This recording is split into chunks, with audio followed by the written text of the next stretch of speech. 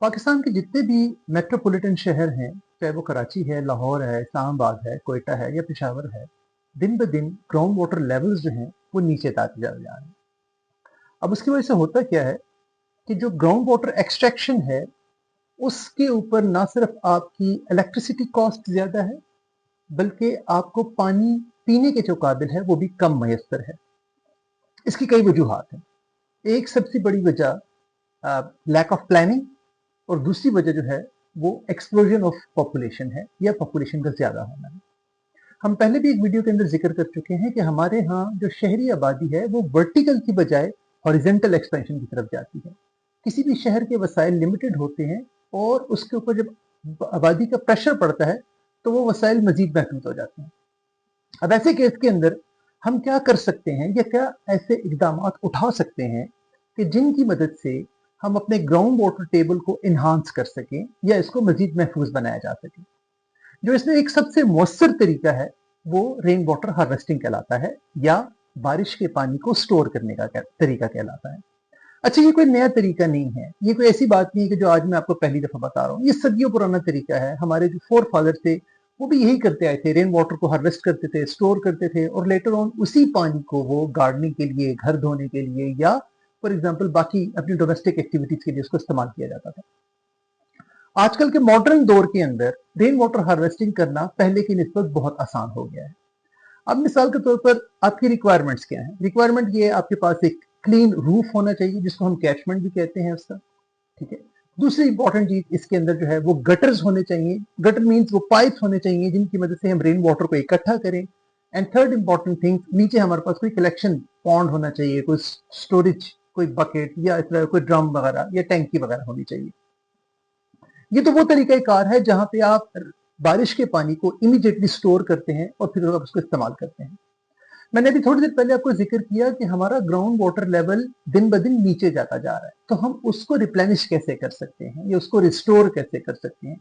यही rain water अगर हम सीरीज ऑफ फिल्ट्रेशन से गुजारें तो इसको फिर हम ग्राउंड वाटर के अंदर इंजेक्ट कर सकते हैं। इसको इंजेक्शन वेल सिस्टम या रेन वाटर हार्वेस्टिंग सिस्टम के थ्रू भी रिचार्ज किया जा सकता है, जिसको ग्राउंड वाटर रिचार्ज सिस्टम भी बोला जाता है।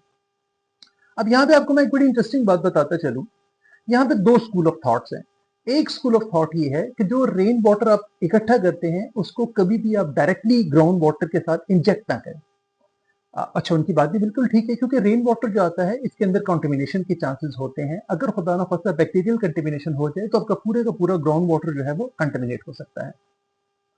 दूसरा स्कूल ऑफ थॉट जिसका मैं खुद हामी हूँ वो ये कहता है कि जो वाटर टेबल है उससे एटलीस्ट आप 15 या 20 फुट आप ऊपर रहें और रेन वाटर को आप उसके अंदर इंजेक्ट करें। इस तरह का होगा क्या कि वो डायरेक्टली रिचार्ज होने के बजाय लेटरली मूव करेगा और वो रिचार्ज होता रहेगा।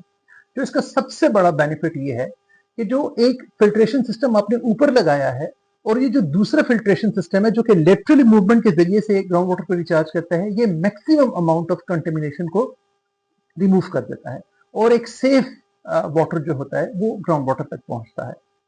इसका अगेन बेनिफिट ये है कि ग्राउंड वाटर रिचार्ज होगा और आपके पास लॉन्ग टाइम के लिए ग्राउंड वाटर अवेलेबल होगा। अब इसके अंदर कुछ टेक्निकल चीजें हैं कि हमें कैसे पता चलेगा कि हमने बोर साइज कितना करना है, हमने उसकी विड्थ कितनी रखनी है और कितना पानी उसके अंदर जाएगा। तीन चार चीजें इसके लिए बड़ी इंपॉर्टेंट है। नंबर वन, आपको पता होना चाहिए आपके पास एनुअल रेन कितनी होती है। दूसरा, आपका कैचमेंट एरिया कितना है, चाहे वो छत है या वो पेव्ड एरिया है, पार्क है। तीसरी चीज, आपके पास रन ऑफ कोफिशिएंट होना चाहिए। इस दिन इंशाल्लाह टाइम मिला हम डिटेल से इसको मजीद डिस्कस करेंगे। मिसाल के तौर पर अगर मेरे पास मेरी छत या कोई एरिया 100 मीटर का है, स्क्वायर मीटर का है और मेरे पास जो एनुअल रेन है वो 800 मिलीमीटर है, तो जब मैं इसको मीटर में कन्वर्ट करूंगा तकरीबन 0.8 मीटर हो जाएगा। लेट्स अज्यूम यही 0.8 मीटर ही हम इसका रन ऑफ कोफिशिएंट ले लेते हैं। जब आप इन तीनों को मल्टीप्लाई करेंगे तो आपके पास 64 क्यूबिक मीटर वाटर आएगा एनुअली।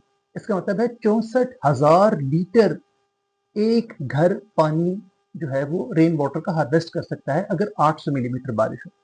अगर हम इस रेन वाटर को हार्वेस्ट करते हैं तो ये 64,000 लीटर ना सिर्फ आपकी बुनियादी जरूरियात पूरी करता है बल्कि आपके वाटर बिल्स को भी कम करता है। एंड टॉप ऑफ दैट, अगर हम इसको ग्राउंड वाटर रिचार्ज के लिए इस्तेमाल करते हैं तो हम वाटर टेबल को काफी इनहांस कर सकते हैं।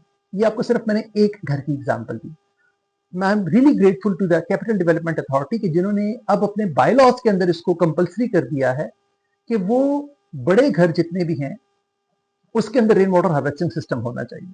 तो अगर ये चीज प्रॉपरली इंप्लीमेंट हो जाए तो पिंडी, इस्लामाबाद, ये जितने भी हमारे मेट्रोपॉलिटन शहर हैं वहां पे हम जो पानी की कमी है, ये ग्राउंड वाटर लेवल जो नीचे जा रहे हैं, हम उसको ओवरकम कर सकते हैं। याद रखिएगा, मैं पहले भी अर्ज कर चुका हूँ, पानी लग्जरी नहीं है, एक बुनियादी जरूरत है। मेरा ख्याल है हमें अपनी आने वाली नस्लों के लिए पानी को सिक्योर करना चाहिए।